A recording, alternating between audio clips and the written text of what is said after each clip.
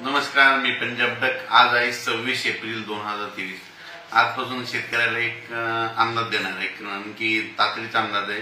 कारण की आज 26 एप्रिलला राज्यामध्ये सांगायचं झालं तर पाऊस येणार आहे। तो पाऊस मध्ये संभाजीनगर जिल्हा, त्याच्यानंतर जालना जिल्हा, त्याच्यानंतर नगर जिल्हा, त्याच्यानंतर लातूर जिल्हा, बीड जिल्हा, त्याच्यानंतर नांदेड जिल्ह्यात तुरळक ठिकाणी, त्याच्यानंतर हिंगोली, यवतमाळ, अकोला, वर्धा, नागपूर, भंडारा, गोंदिया, चंद्रपूर, अमरावती, बुलढाणा जिल्हा, तुरळक ठिकाणी आज मध्ये बऱ्याच ठिकाणी ह्या जिल्ह्यामध्ये अवकाळी पाऊस येणार आहे म्हणून अंदाज लक्षात द्या।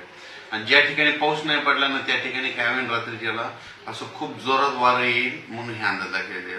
आणि कुठेतरी तुरळक असे थेंब येतील म्हणून हे अंदाज लक्षात। हा पाऊस सर्वदूर पडणार नाही, कारण की हा अवकाळी पाऊस असतो, सर्वदूर पडत नसतो म्हणून हे अंदाज लक्षात येतात। या पावसामध्ये वाऱ्याचं प्रमाण जास्त आहे म्हणून हे देखील सर्वांनी लक्षात येतं। पण राज्यामध्ये आज आहे 26 एप्रिल, उद्या 27 एप्रिलला मात्र तो पाऊस काय होईल, लगेच पुन्हा राज्यामध्ये कर्नाटक आणि आंध्र प्रदेश त्या राज्यात पडणार असल्यामुळे त्याच्यामुळे काय होईल, त्याच्या सीमालगत म्हणजे कोल्हापूर जिल्हा, सांगली जिल्हा, सांगली जिल्हा, धाराशिव, लातूर, त्याच्यानंतर नांदेड जिल्हा, त्याच्यानंतर यवतमाळ ह्या म्हणजे भागाकडे परत उद्याच्याला 27 तारखेला पुन्हा पाऊस सुरू होईल।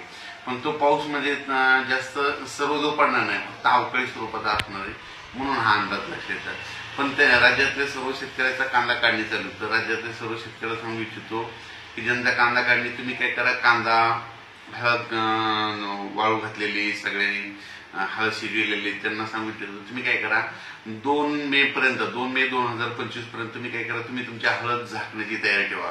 कारण की राज्यामध्ये 3 मे पासून तर 3, 4, 5, 6, 7 मे पर्यंत राज्यात परत जरा चांगलं खराब वातावरण, म्हणजे याच्यापेक्षा जास्त खराब वातावरण होणार आहे। वारा अवकाळी पावसाची शक्यता आहे म्हणून हा अंदाज लागेल।